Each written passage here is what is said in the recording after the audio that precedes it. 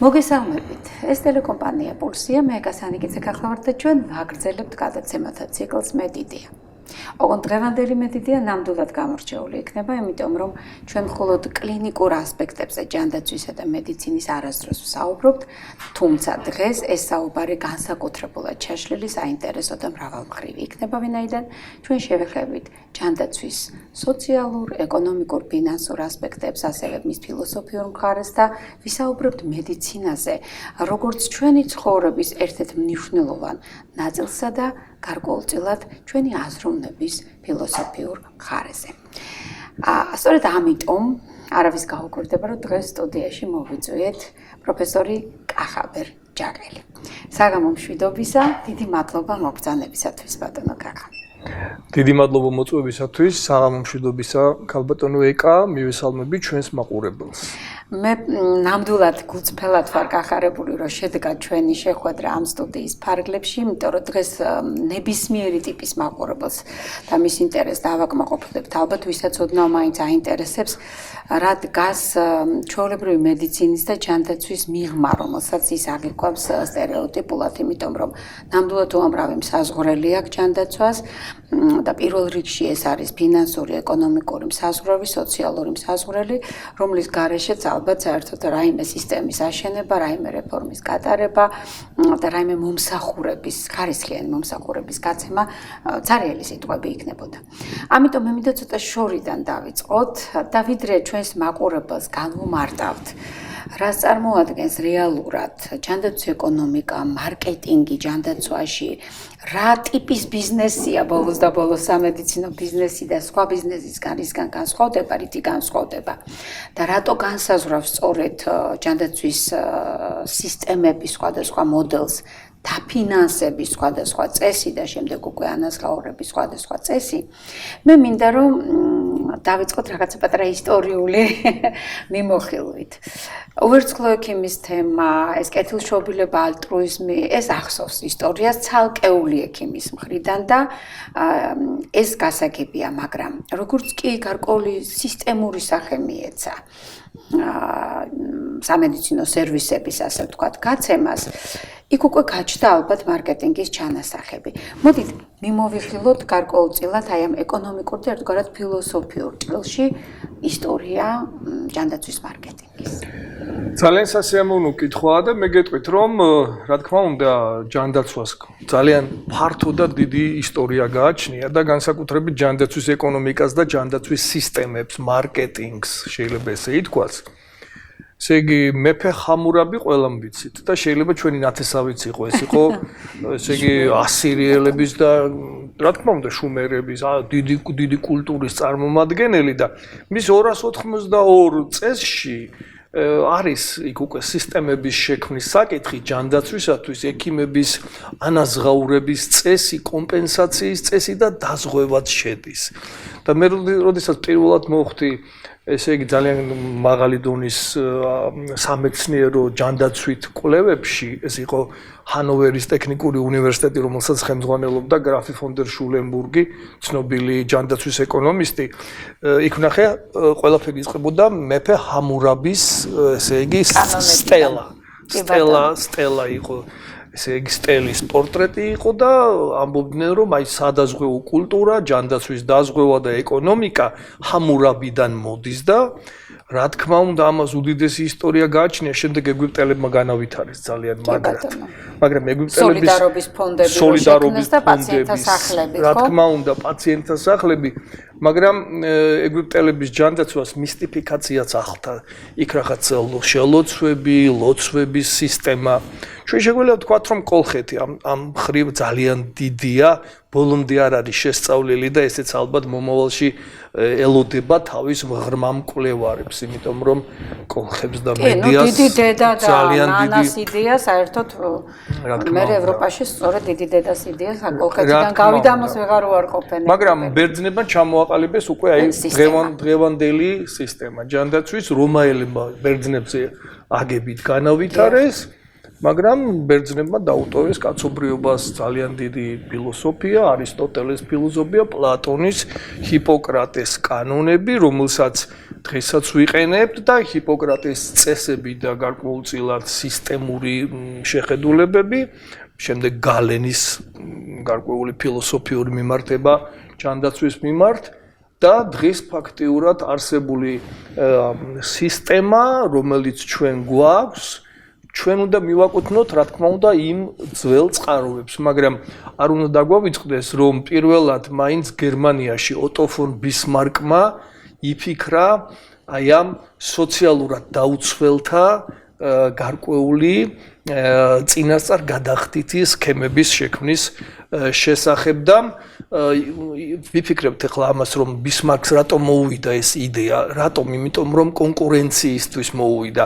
იმ პერიოდში ბისმარკი ფიქრობდა, როგორ დაემარცხებინა ფრანგული იმპერიალიზმი, ბრიტანული იმპერიალიზმი, ამერიკა ჯერ კიდევ ისეთი ძლიერი არ იყო და კონტინენტის ათვისება რომ მოეხთინა და რევოლუციები და რევოლუციის იდეა ჩაეფუშა, მან შექმნა სოციალური დაზღვევის უბწყინვალესი სისტემა, რომელსაც აი მეც დიდი პატივისცემით დღემდე უამრავი რამე წავიკითხე, მაგრამ აი ბისმარკის ამ იდეას დღემდე დიდ პატივს ვცემ და შემდეგ აი ამ ბისმარკის სოციალური დაზღვევის მედიცინამ წარმოშვა დღევანდელი ჯანდაცვის ფორმები, რომლებსაც რა თქმა უნდა დაეყრდნენ ბრიტანელები, როცა შექმნეს ბევერიჯის მოდელი, მაგრამ ბრიტანელებს არ ჰქონდათ ეგეთი დასაქმების სქემები და არ შეეძლოთ მთლიანად აიღოთ სოციალური დაზღვევის სისტემა და ამიტომაც ბრიტანელები წავიდნენ გადახდის სქემებზე, ანუ ფისკალურ სქემებზე ააგეს თავიანთი ჯანდაცვა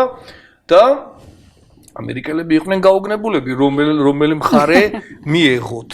და დღეს ამერიკამ შეიძლება ითქვას, რომ ესეც კულტურული მონოპოლარია, არც ერთი სქემა არ მიიღო ბოლომდე. თუმცა ჰიბრიდული მოდელი შექმნა, მაგრამ მაინც ამერიკელი ამბობს, რომ ჩემი ჯანდაცვა ეს არის უმაღლესი ფასეულობის ჯანდაცვა და ამიტომაც ვერ შევზღუდავ ვერავის ფასებით და რაღაც გარკვეული წესებით გადაიხადე და იყავი ჯანმრთელი და ამას წინათ ერთ ცნობილ ადამიანს ვესაუბრე, რომელმაც ოპერაცია გაიკეთა მანჰეტენზე, მანჰეტენის ერთ-ერთ ცნობილ კლინიკაში, რომელსაც ქვია ათონის მთა.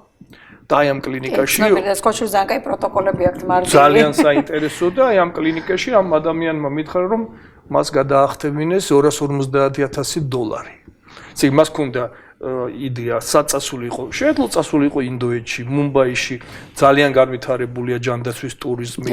მუმბაის ჯანდაცვის ცენტრები არიან გაცილებით უფრო შეიძლება ითქვას ეფექტური და შეიძლება ითქვას რაციონალური პაციენტისათვის, ვისაც უნდა მუმბაიში ჩავიდეს, მაგრამ დღეს ქართველებსაც შეუძლიათ ეს მოიზიდონ ეს ტალღა.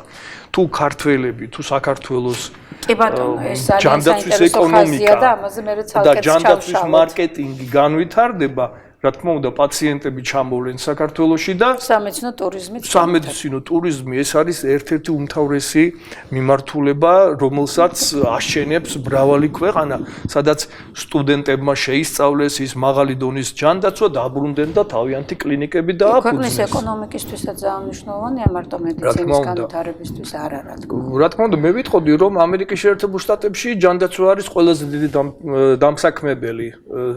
დიდი დამსაქმებელი და ჩვენ რომ კარგად მოვიძიოთ, საქართველოში ძალიან დიდი დამსაქმებელია ეროვნული ჯანდაცვის სისტემა და ზოგადად კომერციული ჯანდაცვა, რომელსაც აქვს სურვილი აიყვანოს საუკეთესო კადრები და იყოს მუდამ კონკურენტ უნარიანი. აქედან გამომდინარე, მე შეიძლება ვთქვა, რომ როდესაც ჩვენ ვფიქრობთ, როგორ დავაარსოთ სწორი და ძლიერი ჯანდაცვის კომპანია, აუცილებლად უნდა დავიწყოთ აი ამ მარკეტინგული მეთოდოლოგიით, რომელიც აი ამ წიგნში მე კარგად ავწერე, ეს არის წიგნი, რომელიც გამოიცა ამერიკის შეერთებულ შტატებში, ეს არის Modern Healthcare Marketing in the Digital Era. ეს წიგნი ხო ძალიან კარგად იყიდება Amazon-ზე და მრავალ წიგნების სხვადასხვა მაღაზიებში და ქსელებში. აი ამ წიგნში არის აღწერილი, როგორ უნდა აიგოს ჯანდაცვის კომპანია, სწორად, როგორ უნდა შექმნას მან მისია. და მისიის შექმნისათვის აუცილებელია პირველ რიგში, ვიცოდეთ რას დაეფუძნება ჩვენი უნიკალური კომპეტენციები და ჯანდაცვაში ეს უნიკალური კომპეტენციები 4 სხვადასხვა ეტაპად შეგვიძლია დავყოთ. ეს არის აუცილებლად ტექნოლოგიური, ტექნიკური, ცოდნაზე დაფუძნებული და გამოცდილებით შეძენილი. აი მაგალითად თუ ჩვენ და ესე უნდა წარმოვიდგინოთ რომ ჯანდაცვის ბაზარზე კომპანიები იყოფიან, ანუ ეს კლინიკები იყოფიან თავიანთი სტრატეგიებით სხვადასხვა მიმართულებით მიმავალ გარკვეულ კომერციულ სტრუქტურებად. ზოგს უნდა ლიდერობა. ანუ არსებობს ლიდერობის სტრატეგია. მეორე მიწის რომ ლიდერობა მას არ შეუძლია. არ ყოფნის ამისათვის ინტელექტუალური კაპიტალი და დიახ ნიშა ურჩევნია დაიკავოს ან მიმდევარი იყოს. ანუ სამი სტრატეგია არსებობს: ლიდერის სტრატეგია, მიმდევარი სტრატეგია და ნიშური სტრატეგია, როგორც თქვენ ბრძანეთ. ეხლა თუ გინდა დაიკავო ლიდერის სტრატეგია, შენ უნდა გქონდეს ტექნოლოგია, ტექნიკა, ცოდნა, ანუ მაგარი ხალხი უნდა ყავდეს და გამოცდილება. ტექნოლოგია რომ გქონდეს, ამისათვის საჭიროა იფიქრო. დღეს ჯანდაცვაში 6 თაობის ტექნოლოგიებია. ესე იგი, მე-6 თაობის ტექნოლოგიებს გაწვდები, ამით აღჭურა შენ კლინიკას. ესე იგი, ამის ფინანსური სახსრებიც უნდა გქონდეს, ბაზარიც უნდა კარგად გქონდეს შესწავლილი. ასეთი პაციენტებიც უნდა იყვნენ, რომლებიც ამ ფასს გადაიხთიან. ასეთი ფონდებიც უნდა არსებობდეს, სადაზღვევ კომპანიები უნდა არსებობდეს, რომლებიც ამას დაფარავენ. და პაციენტთან აკად შეგიქმნიან. დიახ. თუ არა, მაშინ მე-5 თაობის ტექნოლოგიებზე ჩამოდიხარ, ან მე-4 თაობის ტექნოლოგიებზე, ან მე-3 თაობის და ასე შემდეგ, ხო? ანუ რეალურია ძალიან. ეს რეალურია და საჭიროებების ყველაფერი შეიძლება, საქართველოს შეიძლება უნიკალური კლინიკა შეიქმნას და არსებობს კიდევაც ასეთი კლინიკები, ჩვენ გვყავს დიდი ექიმები და დიდი მეცნიერი ხალხი ამ მიმართულებით, მაგრამ თავარი არის აი ამ კომერციული და მარკეტინგული ხედვა მსოფლიოს ჯანდაცვის ბაზრებზე და თუ ჩვენ გვინდა რომ ლიდერი გავხდეთ, უნდა იყოს აღჭურვილი უახლესი ტექნოლოგიით, უახლესი ტექნიკით, მაგრამ მნიშვნელოვანია ცოდნაზე დაფუძნებული კადრები, ანუ ჩვენი დიპლომები უნდა იყოს მაღალი დონის. მაგრამ აქ შემოგეჭრებით, საუბარს ძალიან საინტერესოა, ეს მე მესმის, რომ ძალიან რთული საკითხია, ღრმა და საკმაოდ ფართო და ამიტომ ჩვენ ახლა ერთი გადაცემის ფარგლებში შეიძლება ყველა დეტალს ვერ ჩავღმავდეთ, მაგრამ რახან ძირითად ნაწილს მივყვებით, მარკეტინგი თავისი აზრით, რაც არ უნდა იყოს ჯანდაცვის მარკეტინგზე არ გვაქვს საუბარი, ზოგადად ფილოსოფია, ზოგადად სტრატეგია, ხო მართალია. მას აქვს რაღაცა თავისი ძირითადი მახასიათებლები და ასე ვთქვათ პრინციპები და ერთ-ერთი ასეთი პრინციპი მაინც არის ღირებულებითი პრინციპი და პრინციპში მომხმარებელზე ორიენტირებული, ჩვენ შემთხვევაში პაციენტზე ორიენტირებული, ერთგვარად პერსონიფიცირებული, ხო მართალია, თორე ის რომ დიგიტალურ არეში ციფრული ტექნოლოგიების ასე ვთქვათ პირობებში ჩვენ ბევრი რამე უნდა შევცვალოთ, ახლა უკვე ხელოვნური ინტელექტი დაგვემატა და ასე შემდეგ და ვიყოთ მოქნილები და ესე შემდეგ, ეს ყველაფერი გასაგებია. ღირებულებების თემაც მეტნაკლებად შეიძლება, აი სწორედ მოდელების მიხედვით დავალაგოთ, იმიტომ რომ ბევრი ღირებულებაზე, იმიტომ რომ უსახკაროც კი არ არსებობს, რომელიც ვერ მიიღებს დაუშვათ მომსახურებას, ან ერთი ქვით არის მაინც მიუვა, როცა მიიღებს მომსახურებას, რომ გადაიხადოს ჯიბიდან, ხო? ბისმარკში ცოტა სხვანაირად არის, იქ დასაქმებაზეა დამოკიდებული, მაგრამ მაინც ეს უარყოფითი მხარე, რომ თუ დასაქმებული არ ხარ, თითქოს დაზღვევა არ გაქვს, მე უს კომპენსირდება იმით, რატო არ ცვლიან, რომ ცდილობ დასაქმებული იყო, რომ კონდეს. აი ინგლისელები სრულიად კმაყოფილები არიან თავიანთი სისტემით. ამას ვამბობ, ანუ ღირებულებითი სისტემა ყველას მეტნაკლებად გათვალისწინებული აქვს, მაგრამ სყიდველობითი უნარი, აი მძვირად ღირებული ტექნოლოგიები კარგია კლინიკური თვალსაზრისით, რა თქმა უნდა, იმიტომ რომ უფრო სწრაფად, უფრო უკეთეს შედეგს გვაძლევს ნაკლები ნარჩენი მოვლენით და გართულებით, მაგრამ სამაგერო გვიძვირებს ჯანდაცვას. აი როგორ ფიქრობთ, მომავალში შეიძლება თუ არა ჩვენ ახლა ზუსტად 4 მოდელი ვიცით, ხო? ეს რაც თქვენ ბრძანეთ, პლუს ამას ეს სახელმწიფო დაზღვევის NHS და კანადური მოდელი. კი ბატონო, სინგაპურისაც არსებობს ასე და ჯიბიდან გადახდისაც, მაგრამ კანადურ მოდელს მეორე სახელიც ქვია, სასკაჩევანის მოდელი. იმ სოფელში დაიბადა და მე ნამყოფი ვარ იმ სოფელში. მაგრამ ოფიციალურად ჯერ არ არის აღიარებული როგორც საერთო მოდელი, ხო მართალია? ხო, მაგრამ ეს არის გარკვეულწილად რაღაც ესეთი სოციალური სოციალური მოდელი. ესე ქვია. ეს მინდა ზუსტად გითხოთ, ბატონო კახა და ბარემ გააგრძელეთ თქვენ ჩემი აზრი. ანუ ხომ არ ფიქრობთ, რომ მომავალში იმისათვის, რომ სყიდველობითი უნარიც მოერგოს ამ ტექნოლოგიურ ბუმს მედიცინაში, რომელიმე ახალი მოდელი გაჩნდეს, რომელიც უფრო შესაძლებელს გახდეს მაღალ ტექნოლოგიური მედიცინის გამოყენება. მე თქვენ რო საუბრობდით, გამახსენა აკაკი წერეთელი ამ თემამ. აკაკი წერეთელი აღწერს, რომ მამამისი თავადი როსტომ წერეთელი იყო ახირებული კაცი და რუს ჩინოვნიკს ეთამაშებოდა ჭადრაკს და ჩინოვნიკი იწყებდა აუცილებლად წესების მიხედვით. ნუ ეს რაღაც აღიარებული იყო იმ პერიოდში და როსტომ წერეთელი იწყებდა ყველაზე ესე იგი კიდეში მდებარე პაიკით და უგებდა.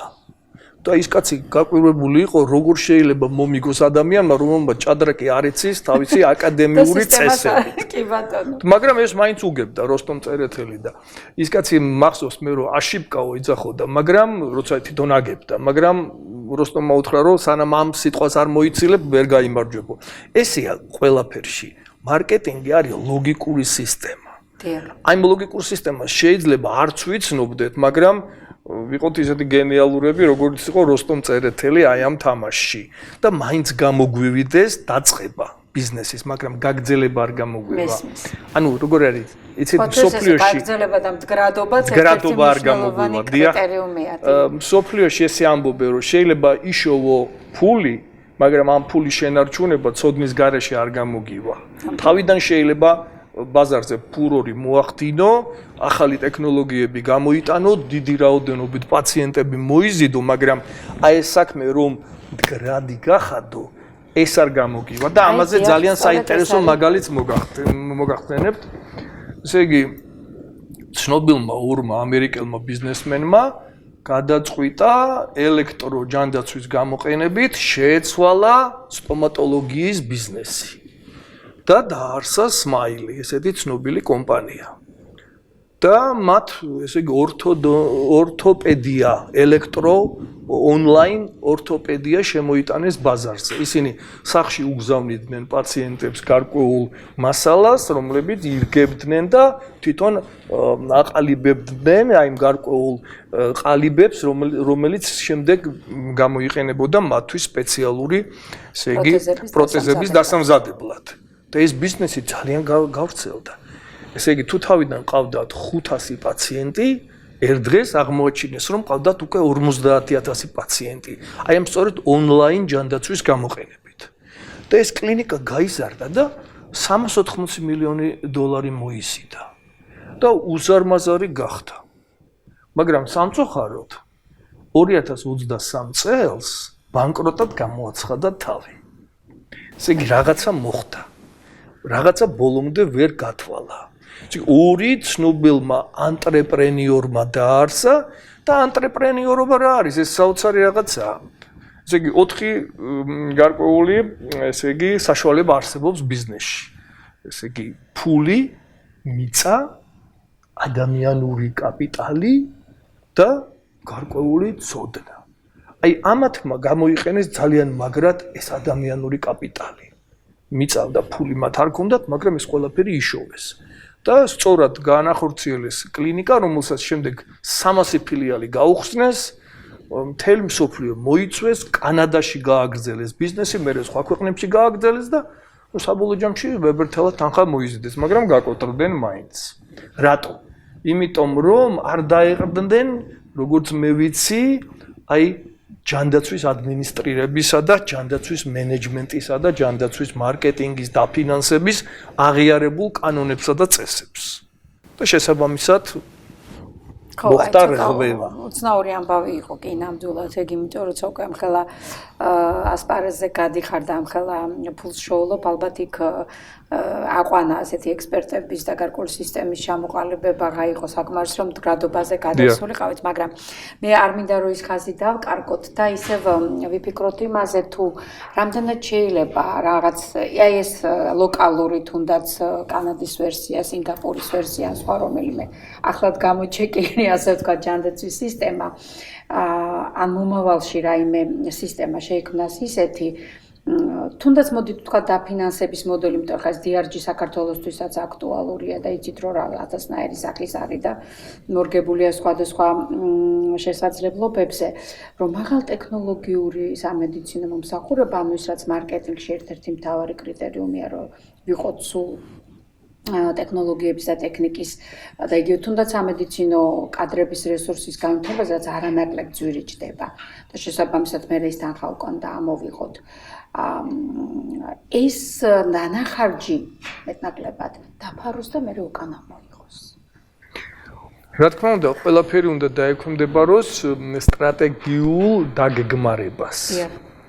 და ყველა ქვეყანას თავისი საშუალებები გააჩნია ამ მიმართულებით. გერმანია აღიარებს მაინც წინასწარ, ესე იგი, შექმნილ გეგმას და გარკვეულწილად სისტემურ მიდგომებს. საფრანგეთიც ამ გზას მიყვება და სოციალური დაზღვევის სისტემა ეს არის აგებული მაინც გადამხდელ უნარიან მომხმარებელზე, რომელიც სოციალური დაზღვევის პრემიას თვითონ იხდის. ანუ ოჯახიდან იხდის. და შესაბამისად სოლიდარობის ძალიან დიდი კულტურა არსებობს გერმანიაში და საფრანგეთში და შესაბამისად ადამიანები სიამოვნებით იხდიან ამ სოციალური დაზღვევის თანხას. მიუხედავად იმისა, რომ ციანო შექმნა საერთოდ არ გამოიყენა. მაგრამ აი ეს მოდელი ობამაქეარად რომ გადაკეთდა და ამერიკაში შევიდა, იქ ვერ პოვა გასავალი. ჩვენ ვერ ვიტყვით რომ ამერიკელებს არ აქვს სოლიდარობის მაღალი კულტურა. მე ვნახე ამერიკელები როგორ ცხოვრობენ და ვიცი რომ ძალიან მაღალი და ღრმა სოლიდარობა გააჩნიათ, მაგრამ ამერიკელებმა ობამაქეა შეიძულეს. არ მიყვენ, იმიტომ რომ ამერიკაში მაინც ანტრეპრენიორული სული ბატონობს. ესე იგი, თუ ფულს ვაკეთებ, თუ ბიზნესი მესმის, მე მომეცი საშუალება გადავიხადო როცა მინდა და რაც მინდა და არა ყოველთვე ვიხადო. ხო, ნუ დამაკავალებ. და შესაბამისად ინგლისელები სხვა გზას დაადგნენ, რადგანაც ინგლისში არ არის ასეთი ბაზა, ამდენი კომპანია არ არსებობს. გერმანელები კომპანიების ხალხია, აი თბილისშიც დარბიან. ჯანდაცვის ფონდები და ისინი მაგათაც მარტივად დავინახავთ, მარშრუტკებს აწერია სახელები სხვადასხვა ოჯახების, რომლებიც სხვადასხვა მცირე ბიზნესებში, ესე იგი, იყენებდნენ ამ ავტობუსებს, მე გაყიდეს და გადაყიდეს და დღეს თბილისში არის უამრავ ესეთი გარკვეული ტრანსპორტი და ნუ ინგლისელებს აქვთ უფრო მეტად აი სახელმწიფოს ფისკალური სისტემის მიმართ ძალიან ისეთი ნდობა. მირჩევნია შემოსავლებიდან ამოიღოს, გადაანაწილოს, მე რიგში ჩავდგები, რიგში ვიდგები სანამდე საჭიროა, თავარია მივიღო ჩემი ჯანდაცვა და შესაბამისად გამოკითხო როცა ჩატარდა ბოლო პერიოდში 2024 წელს ფაქტობრივად 95%-მა თქვა რომ თავიანთი მოდელი მათ მოსწონთ. მაგრამ გერმანელებს უფრო მოსწონთ თავიანთი მოდელი და გერმანელები უფრო და ფრანგები, აი მაგალითად ხო, კურნალობენ არა მარტო თავის ხალხს, არამედ უცხოელებსაც და ბევრი ქართველი ჩავიდა, უამრავი დაავადება მოირჩინა და შესაბამისად მიიღო ის სოციალური სიკეთე, რაც საფრანგეთს და გერმანიას უხვად გააჩნია. აი ამითაც ქვეყნები განსხვავდებიან და ტრადიციები ამაში დიდ როლს თამაშობს. აი სწორედ ეს არის ღირებულებითი მხარე მარკეტინგის და მე მგონი ჩვენ უკვე მივედით იქამდე რომ მარკეტინგი განვუმარტოთ და ჯანდაცვის მარკეტინგი აი ეს შესანიშნავი ბრწყინვალე სამაგიდო და უიშვიათეს წიგნი მე თქვენ თვითონ როგორც ავტორმა ძლევს იშოვეთ დღეს რა მოგეტანათ. როგორც მე ვიცი, იმდენად უკვე დეფიციტურია. აი ვიდრე ზუსტად ამ თემაზე გადავიდოდით ერთ ბიოეთიკურ კითხვასაც დავსვამ. რახან ჩვენ ჯანდაცვის სისტემის მოდელებზე ვსაუბრობთ, რომ რა თქმა უნდა მე ველოდები მაგალითად, როგორც ჯანდაცვის სპეციალისტი, იმას, რომ უკვე მომწიფდა დრო, როცა ჰიბრიდული ერქმევა ამას მოდერნიზებული თუ სრულიად ახალი მოდელი, მაგრამ უნდა შეიქმნას ჯანდაცვის დაფინანსების ახალი მოდელი, ალბათ ძალიან მალე ჩვენს განვითარებულ სამყაროში წინააღმდეგ შემთხვევაში გამოდის, რომ მე თუ მაქვს საშუალება, მე მივიღებ იმ თანამედროვე ტექნოლოგიებზე დაფუძნებულ სამედიცინო მომსახურებას, თუ არ მაქვს საშუალება, მე მივიღებ მხოლოდ ბაზისურს. ანუ ისე ძველი მეთოდებით. მაშინ ჩდება კითხვა, რა ინტერესი უნდა მქონდეს მე რომელიღაცა კლინიკის ხელმძღვანელს სიტყვაზე ვამბობ, განვავითაროთ მფლობელს უფრო სწორედ, განვავითარო ჩემი კლინიკა აღჭურვა იმ უახლოესი ტექნოლოგიებით და ტექნიკით, თუ მე ვიცი, რომ ეს ყველაფერი შეიძლება ანაზღაურების და მოგების შემოტანის გარეშე დარჩეს. ამიტომ ამას ახლა გონიერი ადამიანი არავინ აღარ იზამს და შესაბამისად გამოდის, რომ მას რაღაც ის იმედი აქვს, ხო? ეს რაღაც ის იმედი არ უნდა გადავიდეს კორუფციულ გარიგებებში, პაციენტთან აკადების მართვაში, რომ აი მე გამომიგზავნე ესეთი პაციენტები, დავუშვათ რომელიმე კერძო სადაზღვეოსთან თუ მით უმეტეს სახელმწიფოსთან, იმიტომ რომ სამწუხაროდ ელიტური კორუფციის მაგალითებიც არსებობს და იგივე ჯანდაცვის ფონდებთან მიმართებას ჩვენც გქონდა ბისმარკის მოდელზე დაფუძნებული ჯანდაცვა გარკვეული პერიოდი, გახსოვთ, საკმაოდ გონიერმა ჭკვიანმა და ასაფასებელმა ხალხმა იმუშავა, ჩვენ მე მგონი ამასაც გავიხსენებთ დღეს, მაგრამ საქართველოს მახინჯი მხარე მიიღო ამან, იმიტომ რომ გარკვეულ უკუგებას თუ არ მისცემდი კონკრეტულ სადაზღვეოს, ის არ გიგზავნიდა პაციენტებს, უნდა ასე ვთქვათ, იმ ჩარიცხული ფული და რაღაც ნაწილი დაგებრუნებინა და მთელი ამბები იყო კორუფციული გარიგებები და ამიტომ მოიშალა მე ეს სისტემა. არ მინდა სიტყვა გამეგზავნოს, მირჩევნია თქვენი საუბროთ, მაგრამ მინდოდა უბრალოდ პატარა ეს ექსკურსი გამეკეთებინა, რომ საქართველოში ამ ყველაფრის განხორციელება ცოტა რთულია. სამეცნიერო ბიზნესი, ისა ტურიზმი შეიძლება იყოს მართლაც მე პატარა წაშველება ჩვენთვის, რომ გავყიდოთ ის ძვირადღირებული სერვისები, მაგრამ ნუ ახლა ჩვენ ხო ჩვენი გვაინტერესებს. ხომ არ მოხდება ისე, რომ სამართლიანობის პრინციპი დაირღვევა და უსამართლობის წინაშე დავდგებით, რომ ვიღაცა მიყიდა ძვირადღირებული პოლისი თვეში იხდის სიტყვაზე 200 ლარს პრემიას, რომ ვეძახით ჩვენ, ანუ ყოველთვიურ გადასახადს მაყურებლისთვის რომ გასაგები გახდეს დაზღვევაში, მიიღო რობოტული ქირურგიით მომსახურება სიტყვაზე და ვიღაცა იხდის 50 ლარს და მიიღო ისევ რადიკალური ქირურგიით ჩვეულებრივი მომსახურება, რომელმაც უფრო ხანგრძლივი რეაბილიტაციის პერიოდი. ძალიან საინტერესო კითხვაა, დიდი მადლობა. ესეც ალბათ ჯანდაცვის ეკონომიკაში და მარკეტინგში უნდა მოვიასროთ. ესე იგი, კლინიკამ უნდა თვითონ მოახდინოს ბაზრის სეგმენტირება და ამოირჩიოს ის სეგმენტები, რომლისთვისაც ის შექმნის შესაბამის ჯანდაცვის სერვისებს. და ეხლა კლინიკამ და მისმა მესვეურებმა უნდა კარგად აირჩიონ, ეხლა უამრავი სეგმენტი არსებობს. სხვათა შორის მეიოს კლინიკას კარგად რო ჩაუკვირდები, ესე იგი, საზოგადოება სყობს სადღაც 170 სხვადასხვა ქვესეგმენტად. ой, რაც ამბობთ. რატო? იცით? რაც უფრო ღრმად დაუკვირდები, მით უფრო მეტ განსხვავებას პოვებ. აი, დემოგრაფია ჩვენ კარგად ვიცით და დემოგრაფია მუდამ კარგად გამოიყენებოდა ჯანდაცვაში, მე როდესაც პირველად მომიწვია ფასებისა და მარკეტინგის სამმართველოს უფროსად დამნიშნა ბატონმა ავთანდილ ჯორბენაძემ მცხონებულმა, მას ესმოდა კარგად ამ მარკეტინგის მნიშვნელობა. მაშინ სწორედ აი დემოგრაფიას ვეყრდნობოდით და ვცდილობდით, რომ დემოგრაფიული მაჩვენებლები ყოველთვის ჩვენთვის მთავარი საკვლევი საგანი ყოფილიყო. ეს ქართულ ჯანდაცვას ყოველთვის ჰქონდა დემოგრაფიული სტატისტიკის მასალების ცალკე დეპარტამენტიც არსებობდა. მაგრამ აი დემოგრაფია პლუს გეოგრაფია, ფსიქოლოგია და ქცევა. და აი ფსიქოლოგიაში არქეტიპები დევს უკვე. ეს არქეტიპები გამოიგონა ცნობილმა კარლ გუსტავ იუნგმა, რომელიც იყო ფროიდის მოწაფე. და ფროიდი მოგეხსენებათ ყველაფერს სექსოლოგიაში ხედავდა და იუნგი სხვა გზით წავიდა. იუნგმა თქვა, რომ ადამიანებს გააჩნიათ რაღაც გარკვეული კლასიკური არქეტიპები და ერთ ადამიანს აქვს 3 არქეტიპი და 12 არქეტიპად დაყო მთელი სურათი. ეხლა ამას თუ გამოვიყენებთ, აღმოჩნდება, რომ კი ბატონო, მაგალითად ავიღოთ ცნობილი თაობა Z, Gen Z-ს რო უძახიან, ხო? ეხლა მე თუ კლინიკა ვარ, რომელსაც მინდა თაობა Z მოვიზიდო, მე ვიცი რომ ეს ბავშვები, ეს კარგი ახალგაზრდობა, ძალიან ნიჭიერი ახალგაზრდობა, უფრო მეტად ორიენტირებული არის ონლაინ კონტაქტზე. აჰა.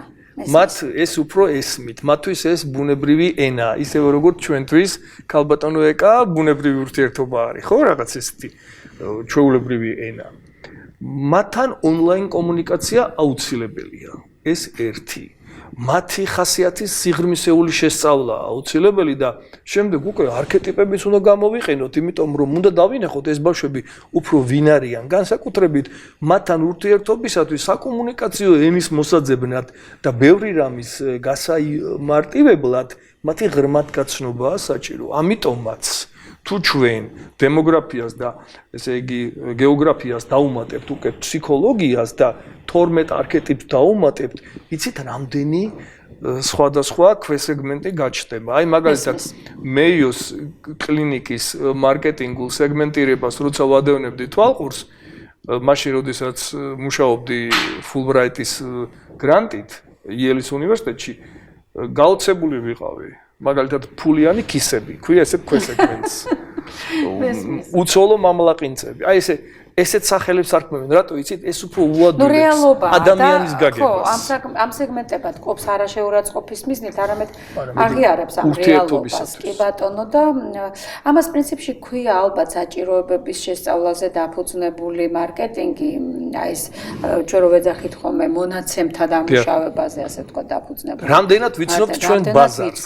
კი ბატონო, პირველი კითხვა ყოველთვის როცა მარკეტინგულ აუდიტს ვატარებთ სამედიცინო კომპანიაში, ეს არის აბა დამიხასიათეთ თქვენი მომხმარებელი, თქვენი პაციენტი და მისი გეოგრაფიული, დემოგრაფიული, ფსიქოლოგიური და ქცევითი პორტრეტი. საქართველოში რო ესეთლად ვერ ეწყობა ბატონო კახაბერი. უნდა იმიტომ რომ ხო, აი ამიტომ გეკითხებით, ნახეთ ჩვენ საყოველთაო ჯანდაცვა და მე რო ვიცი რომ ამ საყოველთაო ჯანდაცვით მეკუთვნის რაღაცა მომსახურება, მე უკვე გეოგრაფიული პრინციპით თანაგადახდის თუ რაღაცა სხვა კრიტერიუმებით კიდევ თუ ექიმის და ასე შემდეგ. შევარჩევ იმ კონკრეტულ კლინიკას და ვიცი რომ გამინაზღაურდება, ხო?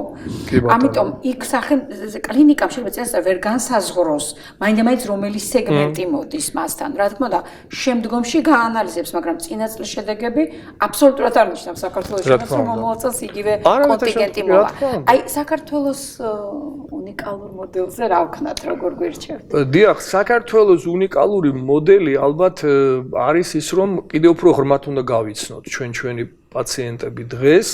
ჩვენ შეგვიძლია სიამაყით თქვათ, რომ ქართველები არიან ევროპული ცივილიზაციის შემქმნელები. ეხლა ჩვენ არეოპაგიტიკა ღრმად უნდა შევისწავლოთ, პეტრე იბერი ჩვენია, რომელმაც ფაქტიურად დასავლეთური კულტურა და დასავლეთური ფასეულობა ჩამოაყალიბა. ასევე მე სიამაყით ვიმეორებ ყოველთვის, რომ ჩვენი უდიდესი რუმინეთში მოღვაწე სასულიერო და ფილოსოფიური, ესე იგი, დიდი პიროვნება ანთიმოზივერიელი, სადაც მე ჩემი დოქტორანტები დამყავს დაცვამდე ანთიმოზივერიელის სავანეში და ვიცი რომ ეს იყო ფილოსოფოსი, ფსიქოლოგი, მწერალი და თეოლოგი და რელიგიური პირი. ჩვენ ეს კულტურა შევქმნით. შესაბამისად, ჩვენ ამ კულტურის ნაწილი ვართ, რაც შევქმნით. ეს არის ევროპული კულტურის ნაწილია საქართველო, რომელმაც ევროპული კულტურის ჩამოყალიბებაში შეიძლება ითქვას ძალიან დიდი როლი შეასრულა. არა მარტო მკერდით ეღობებოდა ურდუებს და არ უშვებდა მათ ევროპაში, არამედ ის მუდამ თარგმნიდა და ქართველებს აქვთ თარგმნელობაში უდიდესი წარმატება. აი, მაგალითად, ბუდიზმი ევროპაში შევიდა ქართველების გავლით. ქართველებმა თარგმნეს ნაწარმოები და სიბრძნე ბალაჰავრისა დაარქვეს. შემდეგ ეს ნაწარმოები ითარგმნა ქართულიდან უკვე სხვა ენებზე და ევროპელებმა გაიგეს რა არის ბუდიზმი. არაბობამაც შეუწყო ხელი თარგმნელობით საქმე. ჩვენ ვართ უნიკალური ცივილიზაცია, რომელსაც ბევრი რამე გააჩნია და ჩვენ შევქმნით ეს ევროპული კულტურა და ჩვენ ამის ნაწილი ვართ შესაბამისად. და უფრო ადრეც თუ წავავთ ლამის პრეანტიკურ ხანაში მაშინაც პრინციპში ჩვენგან ძალიან ბევრი იდეა გავიდა. იდეა, რომელმაც შეიძლება ფორმა მიიღო მე, მაგრამ ეს გენეტიკური მეხსიერება, რა თქმა უნდა და ეს გარკვეული ალბათ კულტურა მაინც ერში არის დარჩენილი. მე ამაში აბსოლუტურად გეთანხმები. თუმცა ეს მაინც ალბათ დღეს არ გვაძლევს იმის საშუალებას ზუსტად განსაზღვროთ რა ტიპის პაციენტი მოვა საყოველთაოს ფარგლებში, იცით რატო ვამბობ? თუ ჩვენ ვსაუბრობთ იმ კლინიკებზე, რომელიც საყოველთაოში არ არის ჩართული, ესე იგი ის უკვე გარკვეულწოდ ეგრეთ წოდებულ ფულიან და ელიტარულზეა, ხო, რომელსაც ჯიბიდან გადახდა შეუძლია. ან კერძო დაზღვევა რაღაც ნაწილს უნაზღაურებს და ეს თანაგადახდას. ეს რა თქმა უნდა კერძო კლინიკის არჩევანია, თუ არ უნდა რომ ჩაერთოს. არ ჩაერთვება და პაციენტთან აკაცებს თვითონ არის მერე პასუხისმგებელი ფასებზეც, იმ დანახარჯის ამოღებაზეც და სხვა. მაგრამ ესეთ ეხა შეიძლება 1-2 კლინიკა იყოს და აღარც იყოს დღეს საქართველოში, მაგრამ აი უმრავლესობა, რომელიც ჩართულია ამ ანაზღაურების სისტემაში და სადაც ძალიან მდიდარიც მიდის და ძალიან ღატაკიც მიდის. ერთის რო კაია რომ ორი სხვადასხვა სოციალური ფენის და ერთნაირ მომსახურებას იღებენ, მაგრამ მეორის მხრივ ხო ფაქტია, რომ კლინიკისთვის შეიძლება წამგებიანი იყოს, იმიტომ რომ ვერ აწესებს მაღალ ფასს. დიახ, ეს ძალიან დიდი პრობლემაა და მე ვფიქრობ, რომ რა თქმა უნდა, მართალი ბრძანდებით, ეხლა დიაგნოსტიკით შეჭიდული ჯგუფები ანუ რასაც DRG-ს უწოდებენ. ამიტომ გეკითხებით.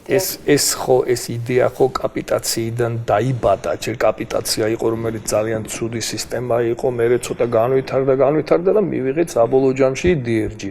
მე ვიყავი იმ კაბინეტში, სადაც DRG დაიბადა. ой, რა ვთქვათ, ielis უნივერსიტეტში. კი, მე მუშაობდი საზოგადოებრივი ჯანდაცვის სკოლაში, Fulbright-ის მიწვევით და იმ კაბინეტში ვიყავი, სადაც ესე იგი ეს იდეა ორმა ამერიკელმა ჯანდაცვის ეკონომისტმა, უფრო ეკონომისტმა შექმნეს ეს იდეა და ეს იდეა განავრცეს და ამ იდეამ დაიპყრო მთელი სოფლიო. გერმანელებსაც კი ბოლომდე არა აქვთ მიღებული, მაგრამ დაწყებული აქვთ. ესე იგი არსებობს და ცოტა განსხვავებებია DRG სისტემებს შორის, მაგალითად თქვათ ტაივანს. აი ამიტომ გეკითხებით. ტაივანს თავისი ბაზისური DRG სხვა არის და მაღალ ტექნოლოგიურზე და კრიტიკულზე, ონკოლოგიაში და შემდეგ მაღალ ძვირადღირებულზე DRG ხო ცოტა პრობლემურია. კი ბატონო, ჩვენ ვატარებთ კვლევებს ამ მიმართულებით, ხომ არ აღრჩობს DRG სისტემა გარკვეულწილად ინოვაციურ და მაღალ შემოქმედებით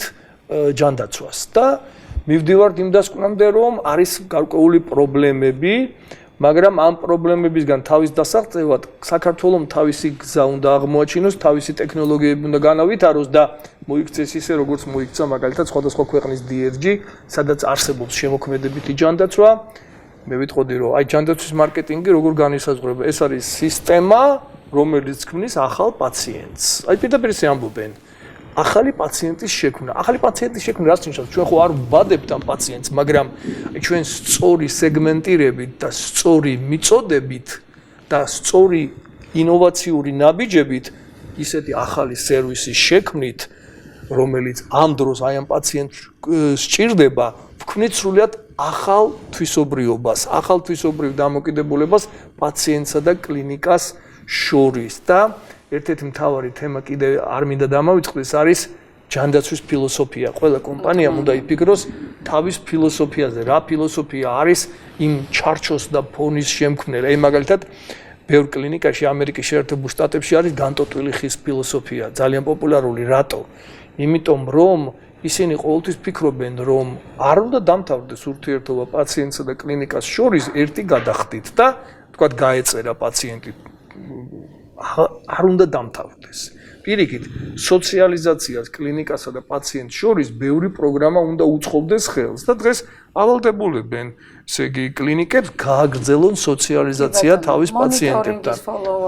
რა თქმა უნდა, და ამაში ციფრულ ჯანდაცვას და დიჯიტალიზაციას ძალიან დიდი როლი აქვს, იმიტომ რომ დიჯიტალიზაცია ეს არის ის მექანიზმი, რომელიც უფრო დროის დაზოგვისა და ენერგიის დაზოგვის საშუალებით გვაძლევს უამრავი კონტაქტის დამყარების საშუალებას, მაგრამ ისიც არ უნდა დაგვაუწყდეს, რომ ციფრული ჯანდაცვა და დიჯიტალიზაცია და AI, ანუ ხელოვნური ინტელექტი არა მარტო პრევენციაში და რაღაც გარკვეულ მენეჯმენტში გვეხმარება, არამედ მკურნალობაში გვეხმარება უკვე.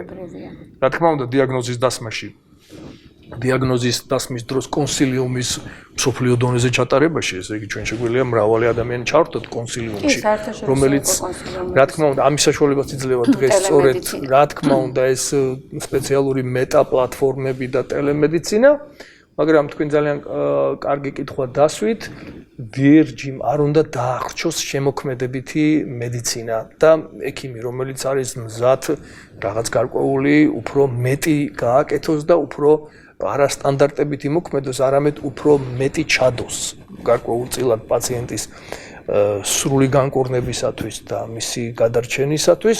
შესაბამისად, უნდა ჩვენ კარგად დავინახოთ, რომ აი ფასეულობაზე დაფუძნებული ფასწარმოქმნა თუ ღირებულებაზე დაფუძნებული ფასწარმოქმნა. აი ამაში უნდა დავინახოთ განსხვავებები. გარკვეულწილად უნდა იყოს ორივე სტანდარტი ხელმისაწვდომი. რა თქმა უნდა, პრაგმატულებიც უნდა ვიყოთ და იდეალისტებიც, ჰუმანურები. კი ბატონო, აი ფასეულობაზე დაფუძნებული ფასწარმოქმნა, რომელიც დღეს აღიარებულია ამერიკის ბევრ კლინიკაში, ეს იძლევა საშუალებას, რომ ესე იგი გადაიხადო ის რამდენიც შენ შეგიძლია, თუ ეგ შეგიძლია კარგად, ესე იგი დაასაჩუქრო შენი ექიმი, სამაგიეროდ ექიმი გასაჩუქრებს, სიცოცხლით გასაჩუქრებს. ხო, ნუ ეს გასაგებია ამერიკისთვის მისაღებია ჩვენთან ეს აბსოლუტურად წარმოუდგენელია ჩემი აზრით ჯერჯერობით, იმიტომ რომ სამწუხაროდ შეიძლება მახინჯი მხარე შესახე მიიღოს, მაგრამ მე აბსოლუტურად მომხრე ვარ, იმიტომ რომ პერიოდ ჩვენ მასაც აი ჰონორარის სისტემა შემოვიღეთ რა არ შემოვიღეთ რომ ოფიციალურად გადაეყადა თუ დასაჩუქრება უნდა და მე ამას დაბებრი სხვადასხვა ის მოყვა. ნუ მოკლედ ჯერჯერობით ალბათ ამისთვის ჩვენ ვერ განვითარდება სხვანაირად ჩვენი მედიცინა. გეთახმებით, აი ეს მინდოდა მე თქვა რომ ჯერჯერობით ალბათ მზად არ ვართ, მაგრამ განვითარებისთვის ალბათ აუცილებელია რომ მე მქონდეს არჩევანი. დაუშვათ საყოველთაოში ვიქნები, კერძოში ვიქნები, ჯიბიდან გადავიხდი თუ სხვა, მაგრამ ეს არ უნდა უხსნიდეს სახელმწიფოს ვალდებულებას მომხედოს თუ მე ამ არჩევანში შევწდი. დაუშვათ ავირჩიე ჯიბიდან გადახდა, იმიტომ რომ ვთვლი რომ აქვს საშუალება, ვთვლი რომ შემიძლია მივიღოს ზუსტად ის მაღალ ტექნოლოგიური სოფლის შეურაცხყოფის მისაყენებლად კი არ ვაკეთებ. არამედ ვაკეთებ, იმიტომ რომ თან მესმის რომ მე არ უნდა დავხარჯო საყოველთაოს ფული, იმიტომ რომ მე მაქვს ჩემი სამყოფი და ამ წუთას დაუშვათ ჩემი ჯიბიდან უნდა გადავიხადო და საყოველთაომ ეს რესურსი მოახმაროს დაუშვათ სხვას. მაგრამ აქ იბადება ესეთი კითხვაც, რამდენად შესაბამისი იქნება ჩემი დახარჯული ფულის ის მიღებული მომსახურება და ხომ არ ჯობია რომ რახანამდე ვსხარჯავ საზღვარგარეთ წავიდე და ესეც მტკივნეული თემაა. რატომ მიდის უცხოეთში ხშირად პაციენტი, აი ღირებულებითი თემაც არის, ნდობის ფაქტორიც არის, ინფორმირებაც პაციენტის და ასე შემდეგ, ეს მინდა რომ მოკლედ თქვენი აზრი მოგვახსენოთ და ასევე იბადება ეს კითხვაც, რომ სახელმწიფოს მე თუ პირველ ეტაპზე შევთავაზე რომ ჯიბიდან გადავიხდი და მე შემეცვალა ვითარება, რჩება თუ არა სახელმწიფო პასუხისმგებელი რომ მაინც დამაფინანსოს, ან კერძო დაზღვევა.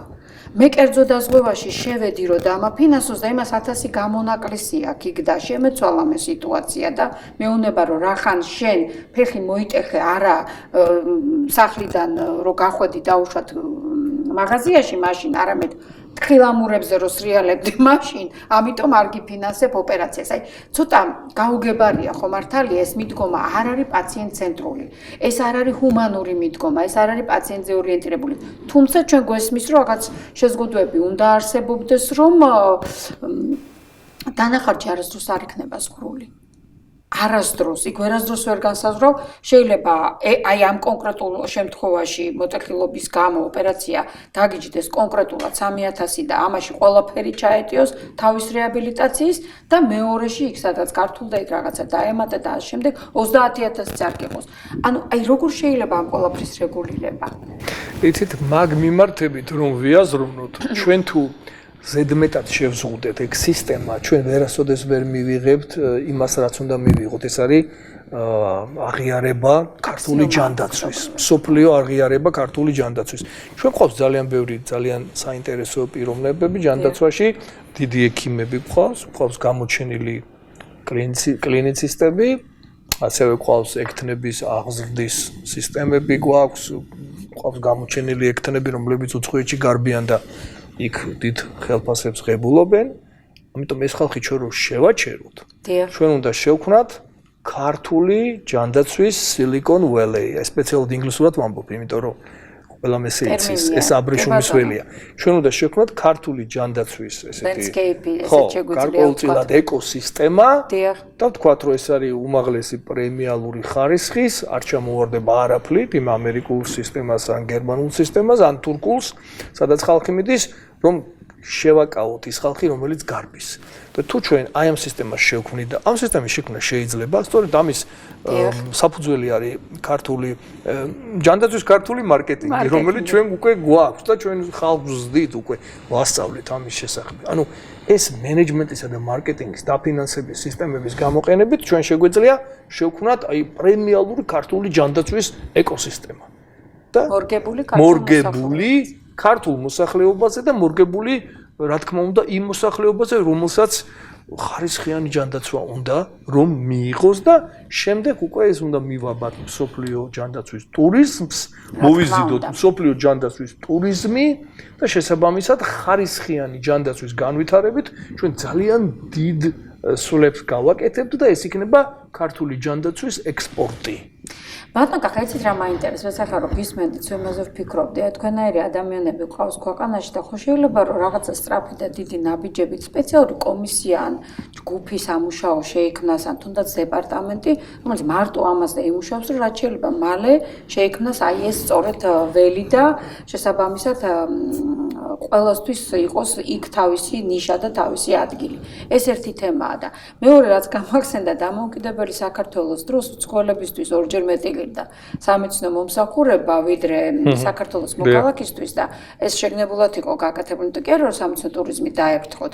არამედ უბრალოდ მათი მსყიდველობითი უნარი მაშინაც მეტი იყო ვიდრე ჩვენი ბუნებრივია და ამ რეალობის გააზრებით და არ იყო ეს იმიტომ რომ იმისგან რაღაცა, არამედ იმიტომ იყო რომ ის ფული ისევ ჩვენი მოსახლეობისთვის მოეხმარებინათ, განსაკუთრებით საერთოდ ვერაფერს ვერ გადაიხდიდა. აქედან გამომდინარე მის თქმა მინდა რომ როგორი მწირი რესურსიც არ უნდა გქონდეს, თავარი რაოდენობა არ არის ფულის, ეს ცნობილი თეზაა, ხო? ჯანდაცვის მენეჯმენტში, მარკეტინგში და მით უმეტეს დაფინანსებაში, არამედ ამ ფულის სწორად გამოყენება, ფონდების ალოკაცია სწორად. ეს ერთი მხარეა, მაგრამ აი ის ფილოსოფიური და სტრატეგიული ხედვა, რომელზედაც ჩვენ როგორც მარკეტინგზე ვსაუბრობთ, ალბათ წამყვანია და აი აქ მოვედით ალბათ იქამდე, რომ მინდა რომ მარკეტინგის თანამედროვე დეფინიცია მისი არსი, მიზანი და აი რო იტყვიან ძირითადი ასე ვთქვათ ასპექტები რომ ჩაგვეშალოთ უცებ და ბოლოს გაგვიკეთოთ განსხვავება რა არის სამედიცინო ბიზნესსა და სხვა ნებისმიერ ბიზნეს შორის მსგავსება და განსხვავება. ძალიან სასიამოვნო კითხვაა, დიდი მადლობა. ჩვენ შეგვიძლია ვთქვათ და ეს მინდა გამხნევებით დავიწყო, რომ სტერეოტიპულად არ უნდა ვიაზროვნოთ. ყველაზე დიდი საფრთხე არის სტერეოტიპული აზროვნება, რომ აი იაპონელები, აი ფრანგები, აი გერმანელები და ჩვენ ყურებ ჩამოყრილი. ესე არ არის. იაპონელებსაც ჰქონდათ უზარმაზარი პრობლემები და მოგეხსენებათ ბალდრიჯმა შექმნა ესე იგი ხარისხის სტანდარტები მსოფლიოში და იაპონელებმა გადაიბირეს ბალდრიჯის ერთ-ერთი მოწაფე და მას შეაქმნევინეს იაპონური ხარისხი და იაპონელებმა დაიწყეს აყვავება, გაძლიერება, ასევე თურქებმა, ასევე ებრაელებმა და უამრავმა ნაციებმა, რომლებსაც ეს არ ქონიათ მანამდე.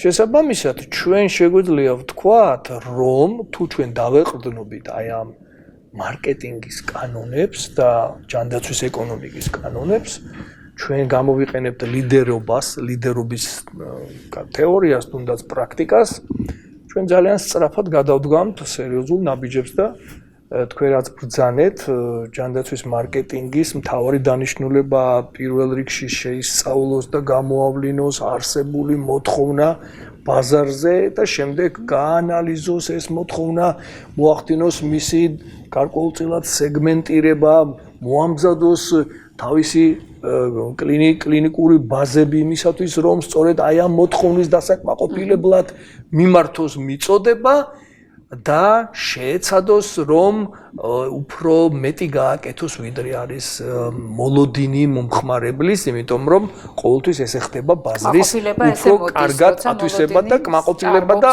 ერთგულება.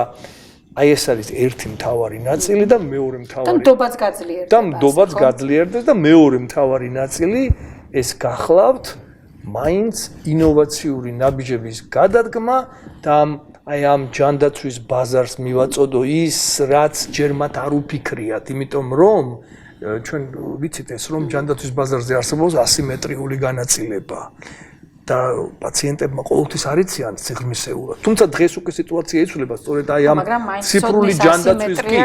ციფრული ჯანდაცვის გამოყენებით დღეს უკვე ჩვენ ვეძებთ უკვე განსწავლულ და მომზადებულ პაციენტს, რომელმაც ლამის იმდენი იცის, რამდენიც მისმა მკურნალმა.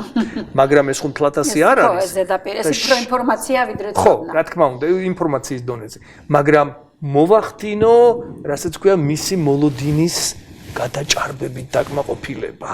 აი ეს პრინციპია exceed the expectations. მოლოდინის გადაჭარბება. თუ მოლოდინის გადაჭარბებას ჩვენ მოვახდენ და ესე უნდა დაიგეგმოს თავიდანვე სერვისები, მათი ფასები, შემდეგ უკვე პაციენტმა მიიღო მკურნალობა, შემდეგ მოლოდინის გადაჭარბებას. აი როგორ ახორციელებ, რას აკეთებ იმისათვის, რომ რაღაცით მისცე მას გარკვეულწილად დაუბრუნო იმ ფულის რაღაც ნაწილი, რომელიც მან გადაიხადა, რაღაც სხვა სარგებელი მიანიჭო.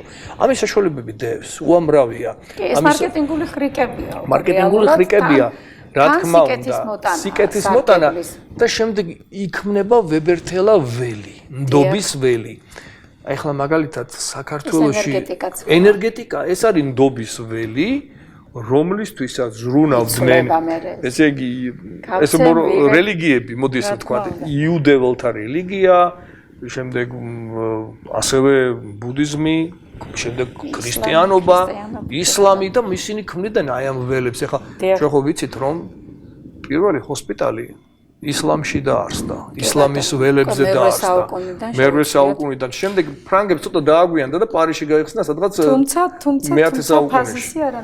ფაზისი ეს არის უძველესი და ჯერაც შეუსწავლელი თემაა და რა თქმა უნდა, მაგრამ აქ ძალიან საინტერესო მომენტია, რომ თუ ჩვენ მოლოდინს გადავაჭარბებთ და ამაზე გვექნება სტრატეგიული განაცხადი და პაციენტების მოლოდინით შესწავლილი გვექნება, ეს მუდამ იქნება ვებერთელა გარკვეული აგრეგატი ხელგანახლების, ყოველდღიური განახლება უნდა მოხდეს ამ ბაზარზე და შესაბამისად აი ამ ეკოსისტემის შექმნა, რომელსაც მე ვამბობ, რომ ეს უნდა შეიქმნას ქართული პრემიალური ჯანდაცვა. აი ეს ეკოსისტემა უნდა შეიქმნას. აი გინდათ Silicon Valley დავარქვათ, გინდათ გააქვთ უკვე მონახაზი?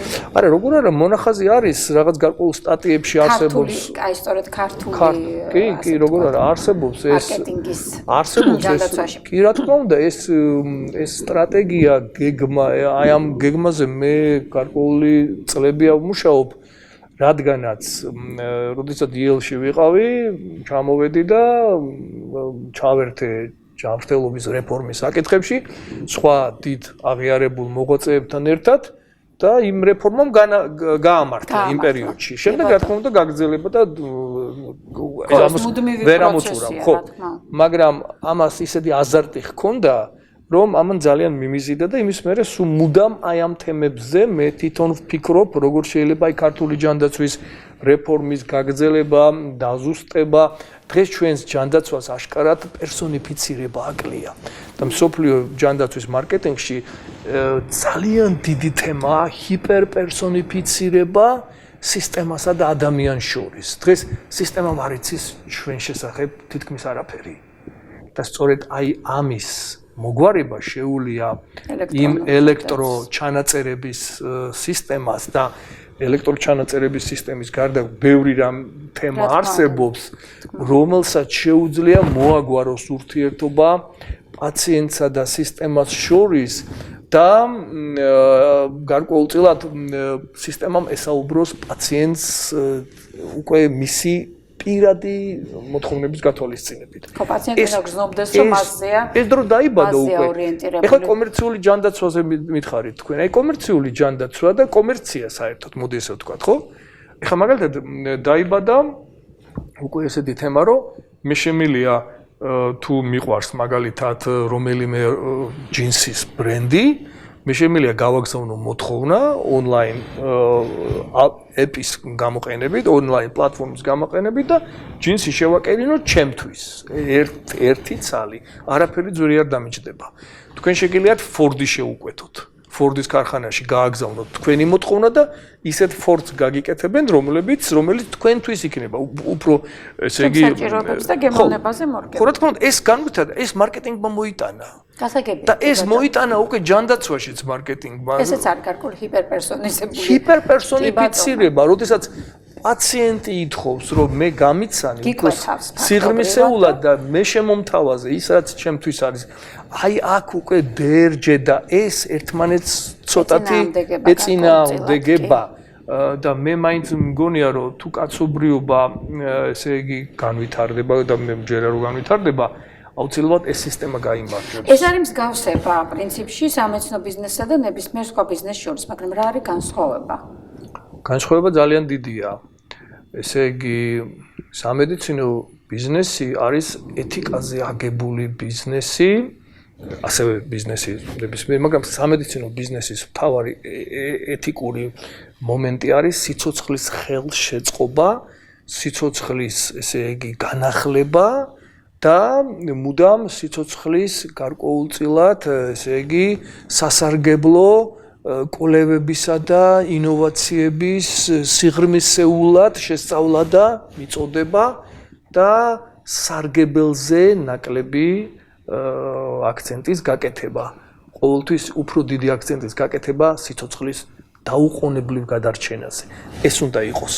ხო, და სხვა შორის ამას რეგულაციებიც მოყვა ბევრ ქვეყანაში, რომ კრიტიკულ სიტუაციებში უბრალოდ თუ არა გაქვს ესე მორსტაიმის ასეთი ძალიან ცნობილი აქტები, რომელიც მიღებულ იქნა სხვა შემთხვევების დროს პროვაიდერიც რომ არ იყო, უნდა სტაბილიზაციამდე მიიყვანო და მერე კი ბატონო და ასე შემდეგ და მე აბსოლუტურად გეთანხმებით, რომ ეთიკური პრინციპების აი ფაქტობრივად რეგულაციებად გადათარგმნამ და დანერგვამ ეს დააბალანსა მეტნაკლებად კომერციული ინტერესი თუ სიცოცხლე როგორც მთავარი ფასეულობა, მაგრამ მე ვფიქრობ, მაინც უფრო სამეცნიერო ბიზნესსა და დაუშვათ იგივე სხვა რომელიმე ჯინსის თუ კოკაკოლის თუ სხვა ბიზნესს შორის მაინც განსხვავება, ალბათ იმაში, რომ იქ კონკურენცია უსაზღვროდ შეიძლება გაგრძელდეს და სხვა მეთოდები ერთმანეთს ახოცვის გარდა და გადაწვის გარდა იქაც არის ზღვარი გამოიყენონ, მაგრამ სამეცნიერო ბიზნესში ალბათ მე სულ ვამბობ ხოლმე ამას, რომ რაღაცა სოლიდარობა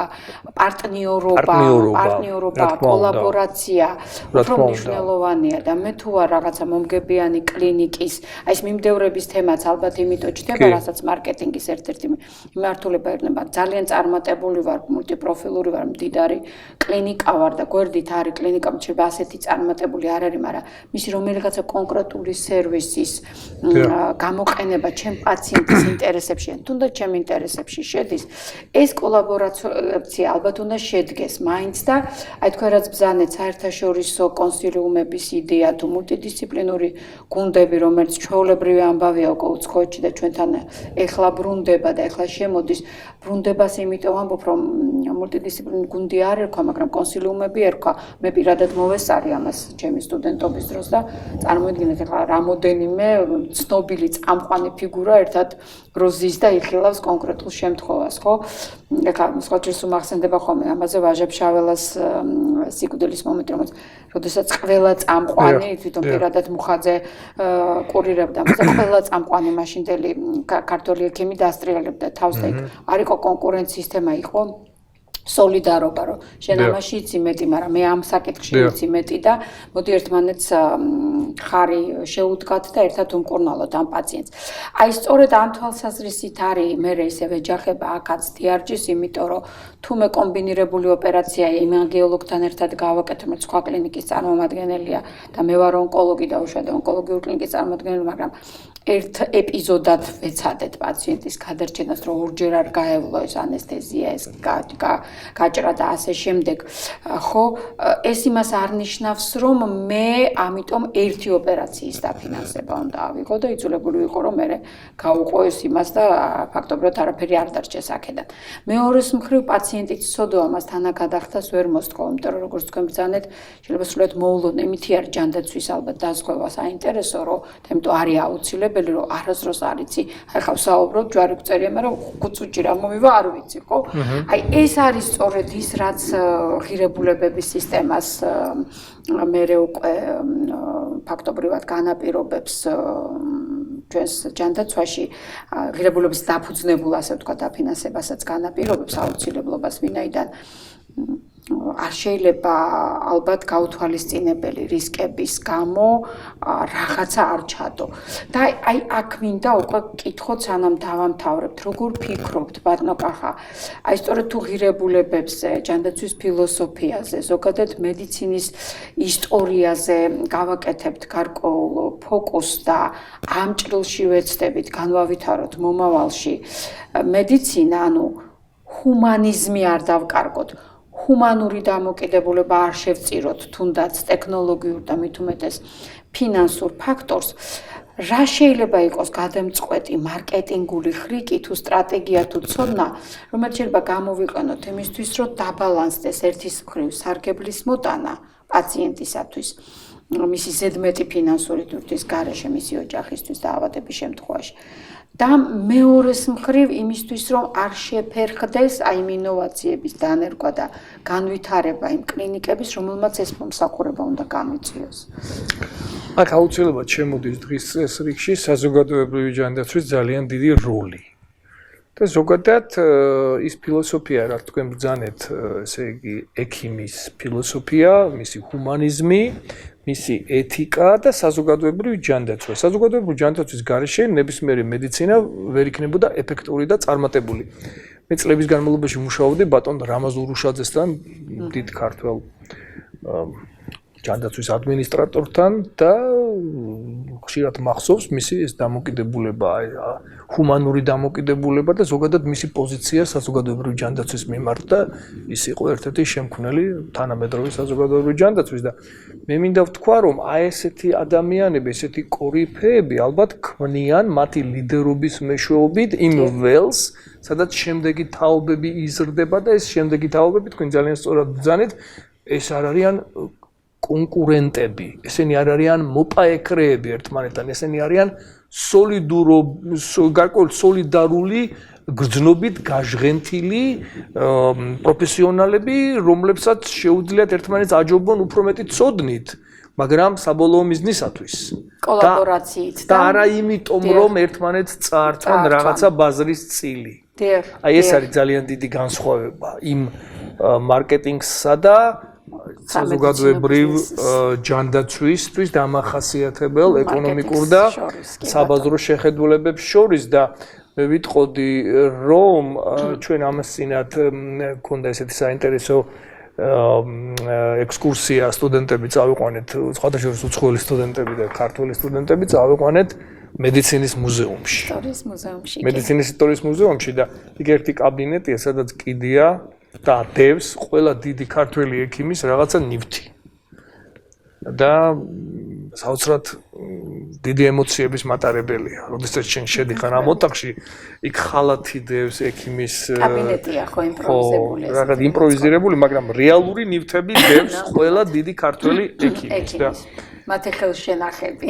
და მე მახსენდება, რომ ბავშვობაში დედას დავყავდი კოლია ნიკოლოზ უმიკაშვილთან, ძალიან ცნობილ პედიატრთან და მახსოვს მისი დამოკიდებულება და აი ეს ფენომენია. ეს ფენომენი უნდა გადაეცეს და ამ ფენომენის გადაცემაში, ამ ფენომენით ადამიანების აღზრდაში ძალიან დიდი სიტყვა შეუძლია თქვას დღევანდელმა ქართულმა ჯანდაცვის განათლებამ.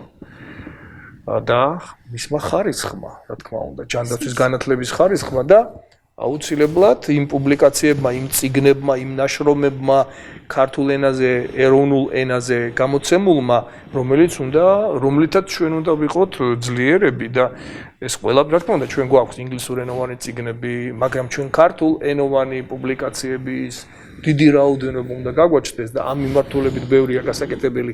კიდევ უფრო მეტი წიგნი უნდა დაიწეროს. განათლების და ზოგადად ინტელექტის და ერუდიციის, რა თქმა უნდა, ტექნიკურ განათლებას არ გულისხმობ.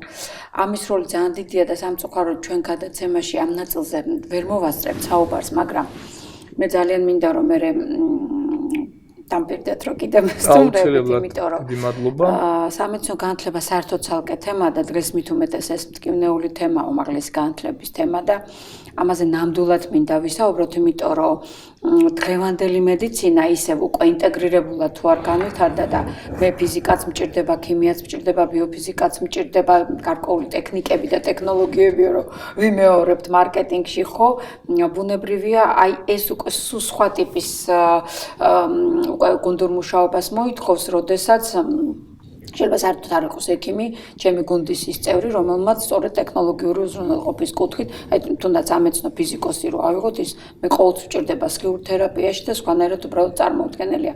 ამიტომ როგორ უნდა გავზარდოთ უმაღლეს სასწავლებელში, როგორი ინტეგრირებული პროგრამები უნდა გქონდეს, რომ მე ფიზიკის რა ნაწილი უნდა ვისწავლო და ფიზიკოსმა მედიცინის რა ნაწილი უნდა ისწავლოს და როგორ შეეძლოთ კოლაბორაცია, ეს ძალიან დიდი თემები, ამაზე ჩვენ ალბათ შემდგომშიც ვისაუბრებთ, მაგრამ რო დაუბრუნდეთ გქონდეთ თქვენ პასუხს, თქვენ ასე მიპასუხეთ, რომ ეს უნდა დაარეგულიროს საზოგადოებმა ჯანდაცვა და საზოგადოებრივ ერთნიშნულოვნად არის სახელმწიფოს პასუხისგებლობა. ანუ მაინც მივდივართ, რომ შევაჯამოთ ჩვენი საუბარი იქამდე, რომ მარკეტინგი ეს არის ის ფილოსოფია, ის სტრატეგია, რომელიც სახელმწიფოს ცალკე უნდა კონდეს, თითოეულ სამედიცინო სტრუქტურას თუ გაერთიანებას, ინსტიტუციას ცალკე უნდა კონდეს, მაგრამ ეს ყველაფერი ერთმანეთთან უნდა მოდიოდეს ბალანსში, შეთანხმებაში და თუ ჩვენ გვინდა რომ პაციენტის, ანუ ყველა მოთამაშის გათვალისწინება თუ გვინდა, იქნება ეს ფარმაცევტული კომპანია, პაციენტი, კლინიკა, სახელმწიფო, გარკვეული ტექნოლოგიები და შემომტანები და ამ შემდეგ, ანუ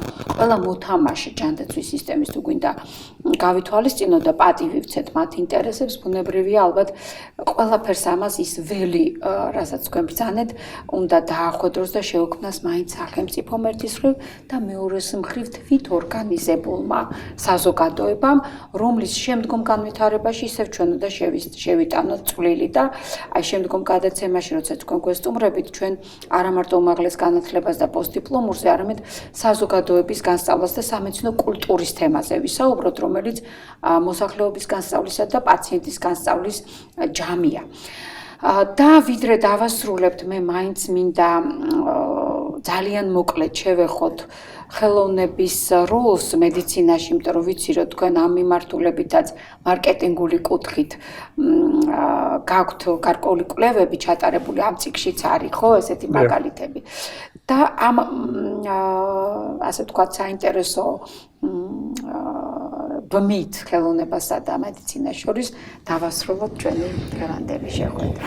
ძალიან საინტერესო კითხვები არის და მე გეტყოდით, რომ ერთ ჩემს კოლეგას ამერიკის შეერთებულ შტატებში პროფესორს გაუგზავნე ქართული სიმღერების, ესე იგი, ჩამონათვალი და ეს სიმღერები მივაწოდე, რომლებსაც ქვია განკურნებისათვის, ესე იგი, განკუთვნილი სიმღერები. ქართული უძველესი ცოდნა ჯანდაცვის შესახებ ეს იყო ბგერის ძალა. და ბგერის ძალაზე დღეს იმხელა თეორიები ვითარდება და პირამიდებთან მიდიან და ამბობენ, რომ ის პირამიდების ქვეშ რაც აღმოაჩინეს, ისიც რაღაც ბგერას ქმნიდა და შემდეგ და სიჩუმით მკურნალობა და სიჩუმის ფილოსოფია და მთელი ამბები არის. ქართველებს ეს აქვს ბგერის კულტურა. და მართლაც ქართული მრავალხმოვანი სიმღერები ეს არის რაღაც საოცარი ძალა. და ამას იყენებდნენ განკურნებისათვისაც. და არის ჩამონათვალი უამრავი სიმღერა არსებობს, ალბათ ბევრი დაკარგულია. ეს არის ხელოვნება. ხელოვნება და ჯანდაცვა ურთიერთდაკავშირებულია ერთმანეთთან. ხელოვნება და მარკეტინგი ძალიან დიდ კავშირშია ერთმანეთთან. მარკეტინგი ხელოვნება ფაქტიურად. ესე იგი, შენ უნდა გამოიყენო შენი სისუსტე და ძლიერი მხარეები. მედიცინა ეს ტერმინიც არსებობს. და შემოქმედებითი მედიცინა, დიახ. და ყველაფერი გარდაქმნა იმისათვის, რომ საბოლოო ჯამში დააკმაყოფილო მოთხოვნა. და ეს უნდა გააკეთო ძალიან სწრაფად. და ამის დიდი ძალა უნდა კონდეს. აი, შემოქმედებითი მიდგომა უნდა გაგაჩნდეს. და მეორეს მხრივ თვითონ მარკეტინგულ ხრიკად ხელოვნების რომელიღაც აი დაუშვათ იგივე თქვენ გაქვთ აღწერილი პოლონეთში ბავშვების კურნებაში როგორ იყენებენ ზღაპრებს და ასე შემდეგ იქ მითების მოთხრობა. და დღეს მაგალითად TikTok-ს იყენებენ. აი TikTok-ი და ეგრეთ წოდებული ანიმაციები. ანიმაციები, მულტფილმები, TikTok-ზე დადებული ფილმები. ძალიან საინტერესოა, რომ ესე იგი ბევრი кейსი არსებობს ესეთი, ბევრი ნახატები. როდესაც TikTok-ზე დებენ თავიანთი ცხოვრების ესე იგი ყველაზე რთულ მომენტებს მშობიარი ქალები, ახალი ნამშობიარი ქალბატონები და ამით ისინი გარკვეულ სოციალურ დაძაბულობას იხსნიან, რადგანაც ამ სოციალურ დაძაბულობას გადააბარებენ მთელ საზოგადოებას და უზიარებენ და უყვებიან მათ თავიანთი დღეების შესახებ, რადგანაც ეს ყველაფერი რთულია, მაგრამ როდესაც ჩვენ უზიარებთ სხვას, ჩვენს ნაფიქრალს, ყოველთვის გვიადვილდება და აი მაგალითად ეს TikTok-ზე უკვე ციფრული ხელოვნების სახე მიიღო. ხატავენ პაციენტები, ძერწავენ, მათი ექიმები, გარკვეულწილად უფასებენ, არსებობს კიდე ჰიპოთერაპია, ცხენოსნობა, არსებობს ესე იგი wine therapy, ანუ ღვინის თერაპია. ეს ყველაფერი რა თქმა უნდა ხელოვნებაა. ეს ყველაფერი არის გარკვეულწილად შემოქმედებითი დაკავშირება სხვადასხვა მულტიკულტურული თემების. კი, მეცით რატო გითხეთ ამის შესახებ, იმიტომ რომ ჩვენ ფულზე ვსაუბრობთ, მოდით პირდაპირ ვთქვათ და დაფინანსებაზე.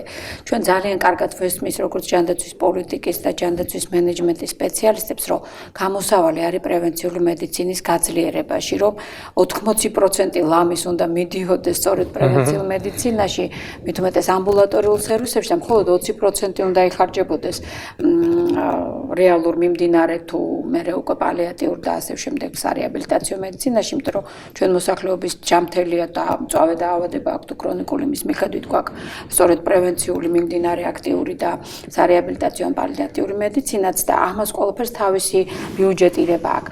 ამიტომ უბრალოდ სიტყვა რო არ გამიგრძელდეს იმის თქმა მინდა რომ მაყურებლისთვის რო იყოს უბრალოდ გასაგები, იმიტომ ხსნი ამ დეტალებს ახლა ჩვენ კი ვიცით, მაგრამ ფულის შოვნა, ასე ვთქვათ, უფრო ადვილია მაშინ, როდესაც მე მსუბუქი გამოვლენება მაქვს, ან ადრეულ სტადიაზე მაქვს გამოვლენილი, დაჭერილი და ნამკურნალები ესე თუ ის შემთხვევა.